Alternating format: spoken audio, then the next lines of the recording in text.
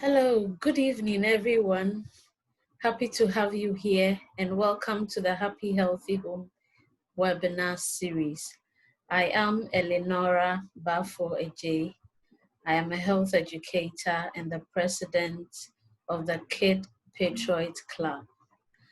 I'm talking to you about parenting amidst working from home and virtual learning. As we all can tell, I would use the usual cliche that is going around that we are not in normal times. Everything is different and everybody's working differently, doing things differently.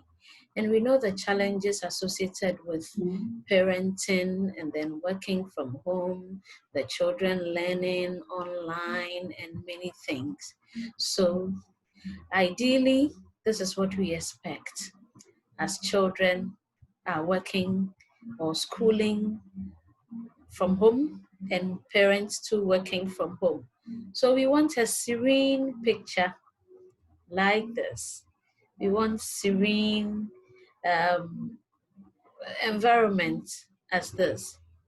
But is anybody familiar with this? Well, I guess we are. You can show by hand in the chat column if you are familiar with this. Yes, I see a few hands up. Yeah, so just when your boss calls, just when your client is on the phone, just when your colleague is calling you to do one or two things for the office, and then your child remembers, oh, daddy hasn't played with me today, mommy hasn't given me snack, then they come all around you. So these are the familiar situations we are seeing now in our homes as our children are doing their virtual learning, and we are also working from home due to the coronavirus pandemic.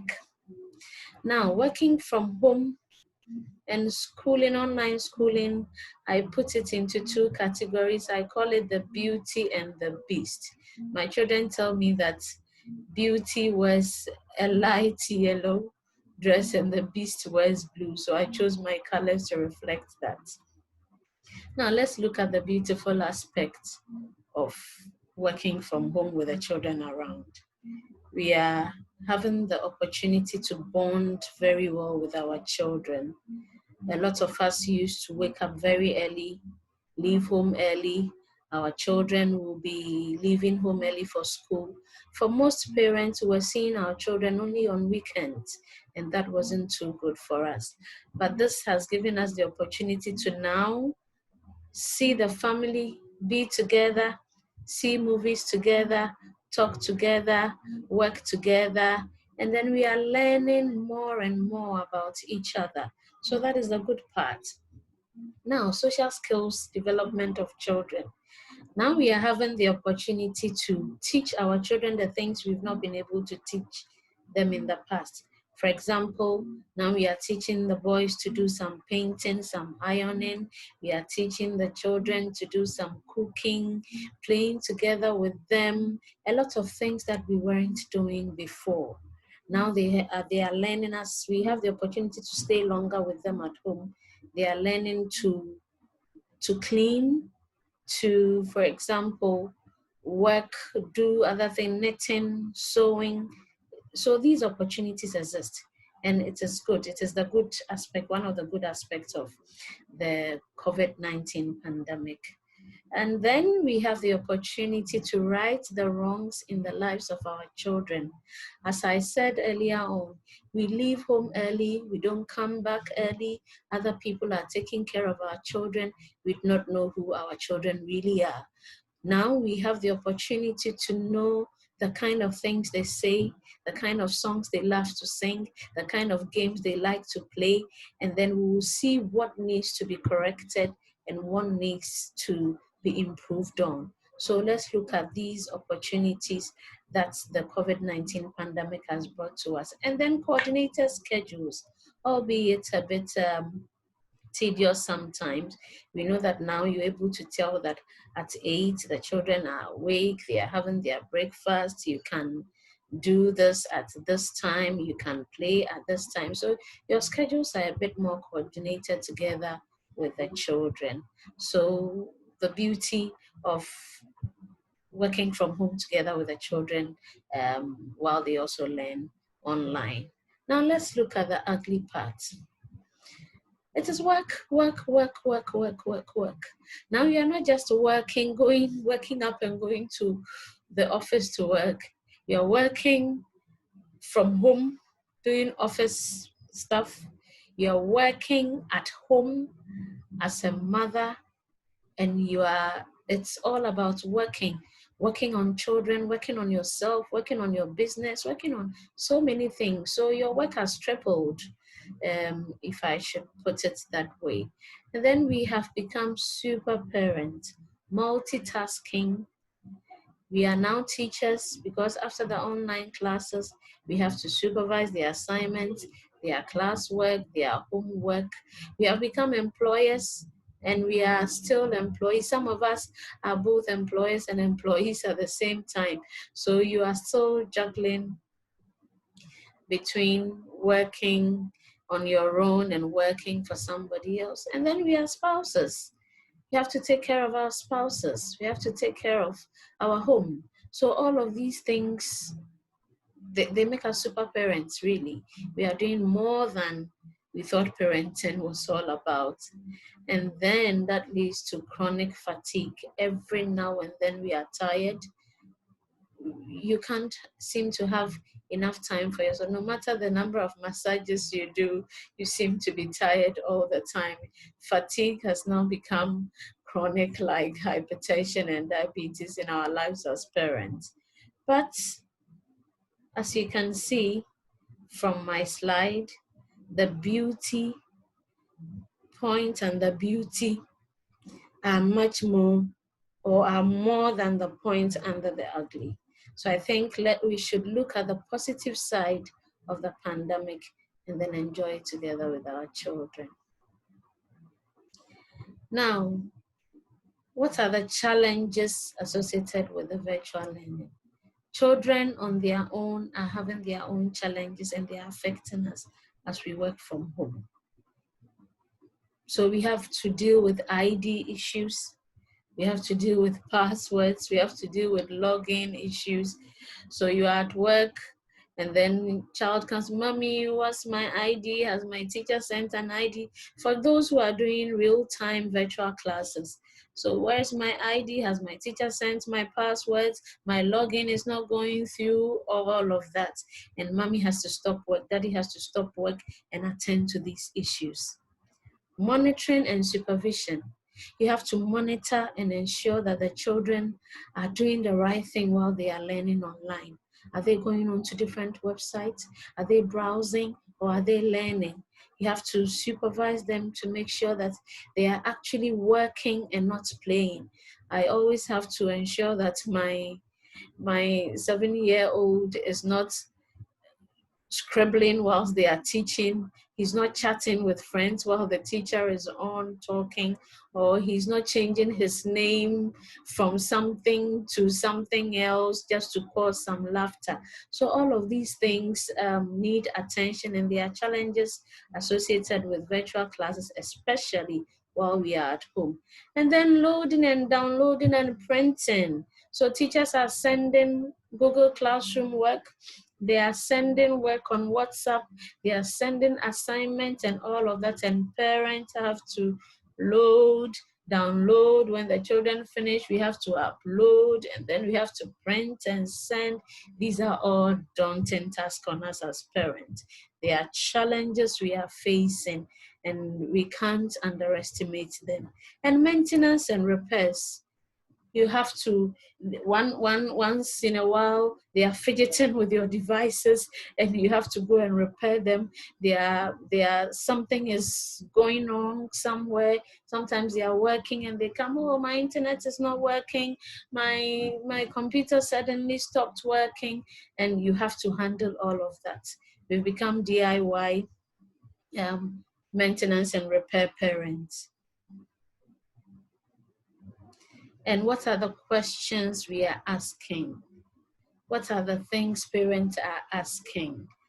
These 4 questions, I want us to do a quick poll. So you can go onto the chat and put your answer, whether you prefer A, B, C, or D. So there are some school of thought who think that children should return to school while parents work from home. And others think parents should return fully to the office while their children stay at home. The other school of thought think, should both parents and children return to their places of activities while observing prevention protocols? Or finally, should we all be locked down till COVID-19 is all over? What do you think? Where do you stand? Please send your answer in the chat. We'll collate them at the end of the presentation. So yes, we'll go ahead. And as I said, things are not normal. Everybody says that things are not normal. It's become a cliche. But we have to realize that until everything become normal, until we normalize our lives, we have to ensure that we are living normal lives. We have to make a part of our lives normal. We have to ensure that we are also, as parents, we are making life normal for ourselves and our children. And these are some of the things we need to think about while we do that. We need to keep calm as parents. We can't handle everything. We can't do it all. We can't have it perfect. It can't be 100% all the time. So we need to be calm. Then we need to feel happy at home. Our children need to be happy at home. The children, it's home sweet home. They can't be happy elsewhere. So while they are home, we expect that they need to feel happy. They need to have the joy of being at home with their parents. And parents, we must also continue to earn money for family upkeep. So we can't give up on our jobs. Some are considering, should we leave our jobs and then concentrate on the children, because we do not know how long this is going to go. But yes, the family stays and we need to keep them. We need to feed them, because as they stay home, we are spending more on food. Every now and then they want snacks. They are eating extra every day. So there's money must come into the family account. And then finally, children must continue to acquire knowledge as well. So we can't just give up on their studies too. We can't say there shouldn't be there shouldn't be online classes, there shouldn't be virtual learning. They must acquire knowledge, because we don't want to raise illiterate children. We don't want to raise uneducated children. So we need our children to learn as well. So it's a combination of us and them doing everything in our means to make sure our lives are normal.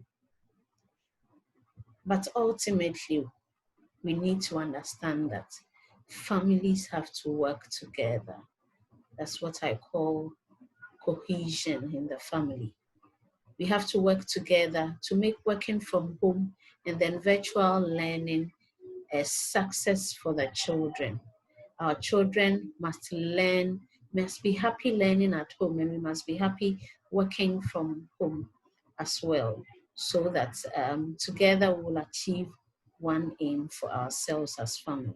So I have a few things for you to consider as you think about how to normalize your life, how to ensure that everything is going well, children are happy, parents are calm. So one, it is good to draw up a timetable with your children. Not just their school timetable, but sit them down, discuss together, yours and theirs. So 11 o'clock, you have mathematics. Mommy has to work from 10 o'clock a.m. So you draw the timetable together with them, so they get to understand that everybody is busy at these particular times. Then, if we can, as much as possible, let us have designated workspaces for children and ourselves. Even if you have one child, you have to designate your workspace and then his or her workspace. If you have more than one, you have to designate places for them. So even if it's one room you are sharing, make sure that at least child A is sitting here where his work is not interfering with child B or interfering with yours, or daddies, or anybody working in the house as well. So designated, allocated places for everybody, so that everybody will respect their space and not worry the other person. And then let's make their passwords, their IDs, whatever they need to make their online learning successful, available, readily available. So for us, we put the passwords and then the IDs, we wrote them and then paste them on the refrigerator. So anytime they have their classes, they just go and refer to them. They have their IDs, they have their passwords available. And then bingo, they don't need to come and ask mommy or daddy. They don't need to come and ask mommy or daddy, where is the ID for today? Where is the ID for tomorrow? Or what is the password? Has my teacher sent the password? No, we don't do that. Now, you assign responsibilities with timelines. So we know that at lunchtime, we are all having our lunch. Who is doing the dishes? Who is serving the food? Who is cooking? So everybody knows their responsibilities. Who is clearing the dining table? So every child and everybody in the home has something to do, so that it doesn't become the parent's sole responsibility to cook, to serve, to do the dishes, to clear the dining area. All of that is a lot of task on us, and it can affect our work from home opportunities. So let us make sure that we are letting the children have timelines. They know what to do at what time, and all of this will come in into the timetable drawing. And don't forget to reward them. So for example, there's one thing I do. If you do what you're supposed to do rightly, you earn 1 Ghana cedi and put it in your money box. And everybody is happy, because in their money box, they want to see a lot of money for Christmas shopping. So that is motivating them to do what they need to do. If it's time for them to even read the Bible, if you read your Bible for the day's verse, you earn a cedi, and then it goes into your money box. So everybody is eager to do something. Let's reward them when they are doing the right things. That's the only way we can get them to understand us and understand the new system. And of course, when children need to be sanctioned, we have to sanction them, but all in love. Involve other people in the house. Your spouse, your helps, your family members staying with you, the bigger kids. If you have a bigger child or an older child, let them help in reviewing and checking the assignments of the others. This is what we do here. So I have a 5-year, a grade 5, a grade 4, and a grade 3. The things that grade 4 has done, the grade 5 has already done a lot of them.